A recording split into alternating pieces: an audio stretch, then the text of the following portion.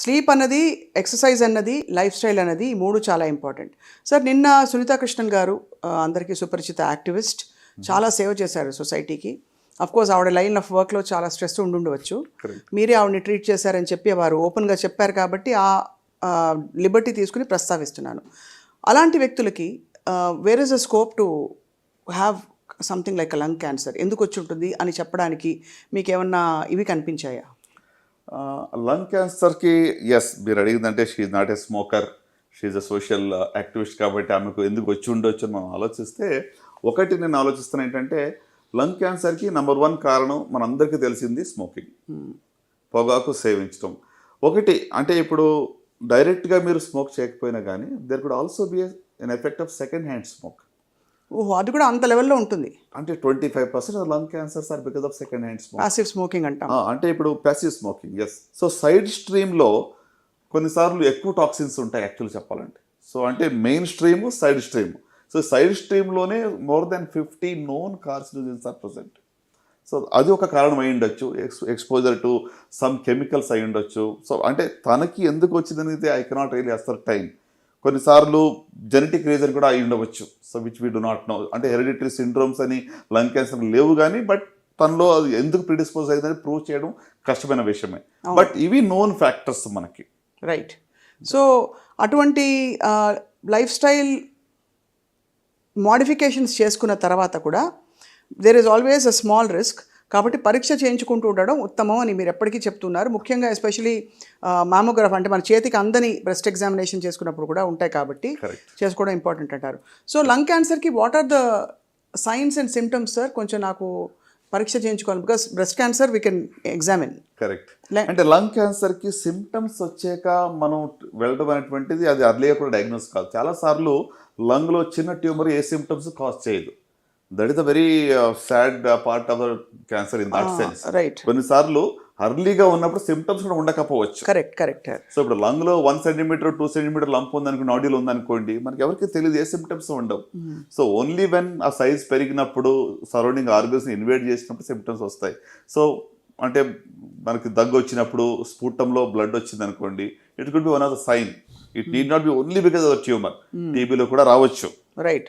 So అది ఒక symptom. అట్లనే ఇప్పుడు అది ఇంకా ఒకవేళ మన రిబ్ కేజ్ కానీ లేకుంటే ఎక్కడ స్టక్ అయినప్పుడు పెయిన్ రావడం కానివ్వండి, సో వెయిట్ లాస్ అవ్వడం కానివ్వండి, ఇట్లా జనరల్ సిమ్టమ్స్ అనేది ట్యూమర్ పెరిగే కొలితే సిమ్టమ్స్ వస్తాయి.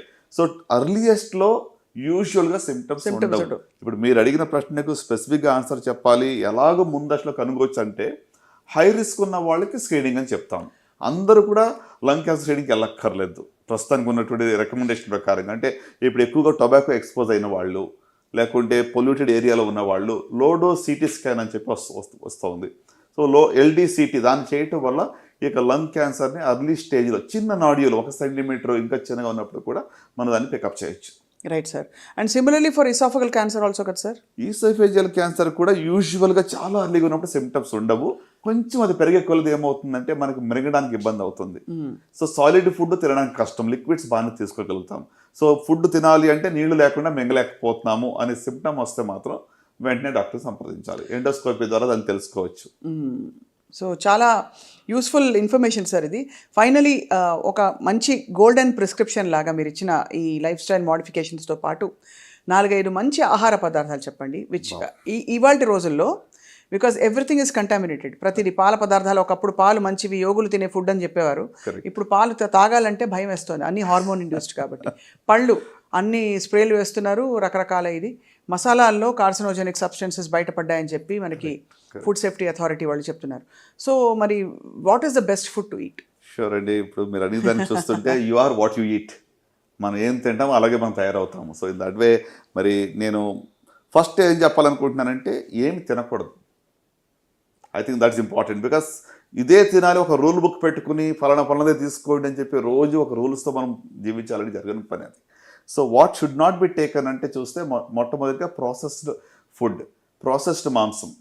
అంటే సో దట్ ఈస్ సంథింగ్, దానిలో ఖచ్చితంగా అది క్యాన్సర్కి కారణం అవుతుందని ఆల్రెడీ ప్రూవ్ చేయబడింది. రెడ్ మీట్ మనందరికీ తెలుసు, ప్రోస్టేట్ క్యాన్సర్ కావచ్చు, లేకుంటే కోలాన్ క్యాన్సర్ కావచ్చు, రెడ్ మీట్ వల్ల వస్తుంది. సో అలాగనే మనం ఇంకా మరి ఫుడ్లో చూసినట్లయితే ఈ మధ్య మీరు మసాలా గురించి ఆల్రెడీ చెప్పారు, అడల్టరేటెడ్ అంటే బాబోయ్. ఇట్ ఇస్ బికమ్ అంటే ఎంతవరకు అంటే అది బ్యాన్ కూడా చేయబడింది చెప్పి కూడా మనం విన్నాం. ఇథిలిన్ ఆక్సైడ్ కదా సార్ దానిలో. ఎథిలిన్ ఆక్సైడ్ వల్ల కరెక్ట్. సో ఇది మాత్రమే కాకుండా మరి రెడ్ మీట్, ప్రాసెస్డ్ మీట్ కావచ్చు. సో ఇవి కాకుండా మిగతా ఫుడ్ ఏది తినకూడదు మనం ఆలోచిస్తే ఐ థింక్ ఫ్రైడ్ ఫుడ్స్ ఎక్కువగా, అంటే మనకి రెడీమేడ్ ఫుడ్స్ ఏదైతే ఫ్రైడ్ విత్ ఆయిలీ ఫుడ్ తింటాం దానివల్ల కూడా డెఫినెట్గా క్యాన్సర్ రిస్క్ అనేది ఎక్కువగా ఉంటుంది. ఇది చాలా కీలక ఇన్ఫర్మేషన్ సార్. ఐ థింక్ వారానికి సగటున 2-3 సార్లు తినేస్తారు ఫ్రైడ్ ఫుడ్. అందరం తింటాం, ఎక్కడో అక్కడ బజ్జీలు, బోండాలు, రోడ్డు మీద ఇప్పుడు ఇలాంటి వెదర్ ఉందంటే బయట ఖచ్చితంగా వేడి మిరపకాయ బజ్జీలు తినాలంటారు. బట్ ఇట్స్ నాట్ అడ్వైజబుల్ కదా సార్ ఫ్రాంక్లీ. అంటే మోతాదు ఇంపార్టెంట్ దేనికన్నా కూడా. అగైన్ నేను చెప్తాను చాలా మోడరేషన్ లో ఉండాలి. ఇప్పుడు కాల్చిన మాంసం, I think that is something prevent చేయాలి. డెలికసీ కదా సార్. అంటే చార్డ్ ఫుడ్ లో కార్సినోజన్స్ ఉంటాయి. సో దాంట్లో పాలీ హైడ్రోకార్బన్స్, PCL అని చెప్పి, లేకుంటే అరోమాటిక్ అమైన్స్ అని చెప్పి ఆ కెమికల్స్ వల్ల క్యాన్సర్ వచ్చే రిస్క్ ఉంటుంది. మనం బార్బెక్యూ అని మాట్లాడతాం. Yes, it is actually very very dangerous. So కాల్చిన మాంసం కూడా ఎంతవరకు అవాయిడ్ చేస్తే మంచిది. సో ఇప్పుడు మరలా స్పెసిఫిక్గా మనం ఏం తీసుకుంటే బాగుంటుంది మీరు అడిగిన ప్రశ్న. సార్, ఈ కాల్చిన మాంసం ఒక 2 క్వశ్చన్స్. ఇక్కడ డెలికసీ కాబట్టి తందూరి చికెన్, తందూరి పన్నీర్ ఇవన్నీ కూడా కాల్చిన మాంసం కిందకి వస్తాయి కదా. అంటే ఇప్పుడు తినొద్దు అసలు మొత్తానికి బంద్ చేయడం నేను చెప్పట్లేదు, బట్ అదే మన హాబీగానే హ్యాబిట్గానే ఉండకూడదు. Right sir. ఏం తినొచ్చు అని చెప్తే ఏం చెప్తారు ఇవాళ రోజుల్లో? మరి ఏం తినాలంటే మోస్ట్ ఇంపార్టెంట్ ఎక్కువగా ఫ్రూట్స్ అండ్ వెజిటబుల్స్ కన్సంప్షన్ చేయడం మంచిది.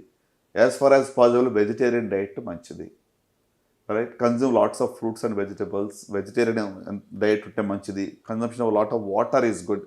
At least 8 to 10 glasses of water per day minimum తీసుకోవాలి, రైట్. అంత మాత్రం కాకుండా మరి మీరు అన్నారు కదా కంటామినేషన్ గురించి మాట్లాడితే organic food, anything that is grown organically without pesticides, I think that's really good అనమాట. హోల్ గ్రెయిన్స్ తీసుకోవడం మంచిది. Egg is good, fish is good, right. అట్లనే మనకి beans is very good for you. So ఇవి consume చేయటం వల్ల ఖచ్చితంగా మరి అంటే బ్యాలెన్స్డ్ డైట్ అనేది ఇంపార్టెంట్. ఈ బ్యాలెన్స్డ్ డైట్లో కూడా ప్రతిరోజు లెక్కలు వేసుకుని మనం తింటూ జీవించాలో కూడా ఇంప్రాక్టికల్. అవును. సో అందుకోసము వాట్ ఈజ్ రిస్కీ దాన్ని అవాయిడ్ చేసి మిగతా వాటిని మనము you should enjoy what you eat. Colourful, make your plate very colourful. అది అన్ని రకాల కలర్స్ ఉన్నటువంటి ఫ్రూట్స్ కానీ వెజిటబుల్స్ కానీ మీరు తీసుకోవటం వల్ల you will really have a good